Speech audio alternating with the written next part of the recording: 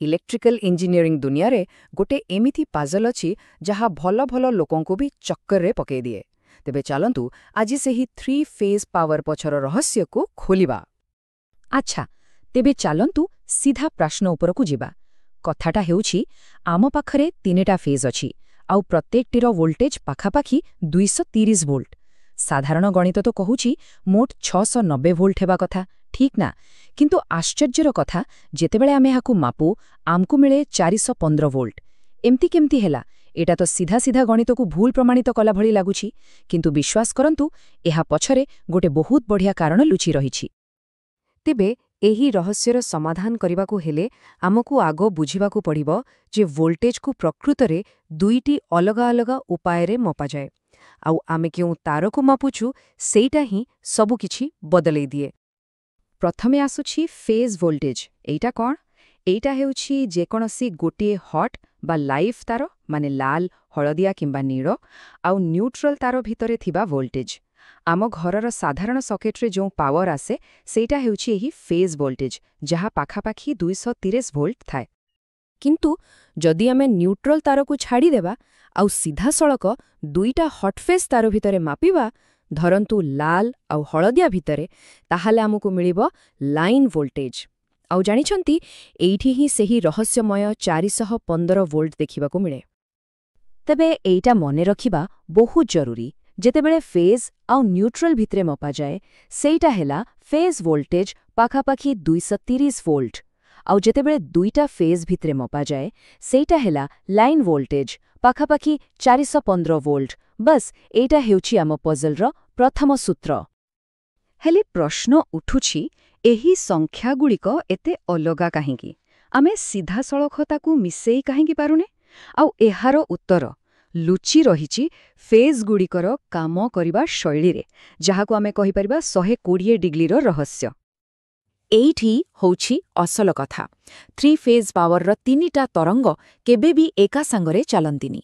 सेमाने एका सांगरे निजर शीर्षरे पहुंचंती नाही कि एका सांगरे तळुकु आसंती नाही, बरं एहा एक सुंदर संतुलित आउ ताळबद्ध नाच परी। समस्ते निज निज समयरे आगकु बढ़ंती। प्रत्येक तरंग ता पर तरंग ठारू ठीक 120 डिग्री पछारे थाए। एही 120 डिग्री ही सबु किछि। एही सठिक टाइमिंग जोगु ही पूरा सिस्टम एते स्थिर आउ दक्ष होई पारे। किंतु हाँ, एटा मो गणित को टिके जटिल कर दिए। आउ एही 120 डिग्री पार्थक्यर गोटे बहुत बड़ परिणाम अछि। ताहा हेला जेकोनसी मुहूर्तरे देखिले दुईटा फेज जदि पॉजिटिव थाए तेबे तृतीय फेजटी सबुबेले नेगेटिव थाए। सेमाने सबुबेले परस्पर को बैलेंस करी रखंती।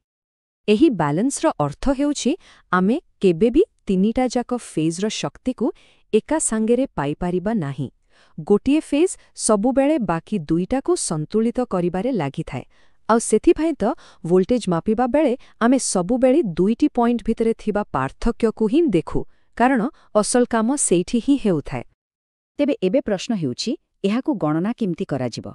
देखंतु, साधारण मिश्रण जहाकु स्केलार मिश्रण कुहा जाए सेटा एठी काम देबनी, कारण एही फेज तरंग गुड़िकर केवल मूल्य नाही, दिग भी अछि।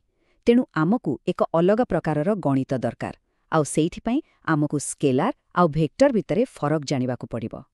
चालंतु गोटे सरल उदाहरण नेबा। स्केलार मिश्रण केवल परिमाण को देखे।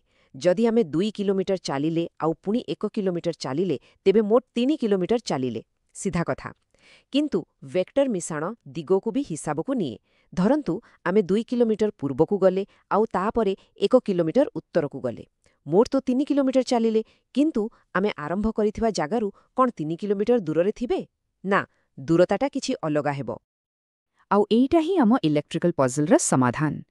3 फेज विद्युतर भी ठीक सेमिति परिमाण अछि जहा हेउछि वोल्टेज, आउ दिग भी अछि जहा हेउछि सेही 120 डिग्रीर फेज कोण। सेथिपाई साधारण मिश्रण एठी फेल मारी जाए। आमकु एठी वेक्टर गणितर सहाय्य नेबाकु पड़िबो। आउ खुशीर कथा ए वेक्टर संपर्क आमको गोटे बहुत सरल किंतु शक्तिशाली फॉर्मूला दिए। मु तो एहाकु मैजिक रूट 3 फॉर्मूला कहिबाकु भल पाए। आउ एइटा ही आम पजलर गणितिक समाधान। हिसाबटा बहुत सहज। आमे आमर फेज वोल्टेज नेबा माने 230 वोल्ट। तापरे एहाकु 3 रो वर्गमूल जहारा मूल्य पाखापाखी 1.732 सेथिरे गुणी देबा। ଆଉ ଫଳାଫଳ କ'ଣ ମିଳିବ? ପାଖାପାଖି 398 ଭୋଲ୍ଟ।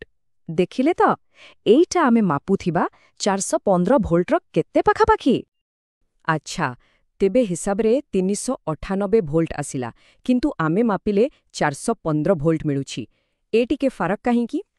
ଦେଖନ୍ତୁ, ଏଇଟା ବାସ୍ତବ ଦୁନିଆର ଛୋଟ ଛୋଟ ପରିବର୍ତ୍ତନ ଯୋଗୁଁ ସିଷ୍ଟମର ଲୋଡ୍, ତାପମାତ୍ରା ଏସବୁ ପାଇଁ ଭୋଲ୍ଟେଜ ଟିକେ ଏପଟ ସେପଟ ହୁଏ।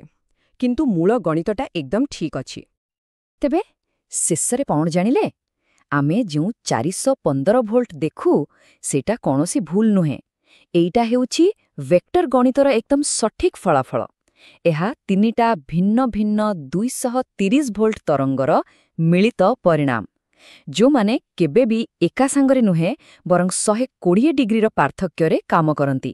ଆଉ ସେଥିପାଇଁ ହିଁ ସାଧାରଣ ମିଶାଣ ଏଠାରେ କାମ କରେନି। ଆଉ ଏହା ଆମକୁ ଗୋଟେ ବଡ଼ ଚିନ୍ତା ପାଖରେ ଛାଡ଼ି ଦେଉଛି। ଯଦି ଆମର ପୁରା ପାୱାର ଗ୍ରିଡ୍ ଏହିପରି ଏକ ଅଦୃଶ୍ୟ କିନ୍ତୁ ସମ୍ପୂର୍ଣ୍ଣ ସନ୍ତୁଳିତ ତରଙ୍ଗର ନୃତ୍ୟ ଉପରେ ତିଆରି, ତେବେ ଭାବନ୍ତୁ ତ, ଆମ ଚାରିପାଖର ଦୁନିଆରେ, ପ୍ରକୃତିରେ ହେଉ କି ଟେକ୍ନୋଲୋଜିରେ, ଆଉ ଏମିତି କେତେ ମୌଳିକ ନିୟମ କାମ କରୁଥିବ, ଯାହାକୁ ଆମେ ଖାଲି ଆଖିରେ ଦେଖିପାରୁନି।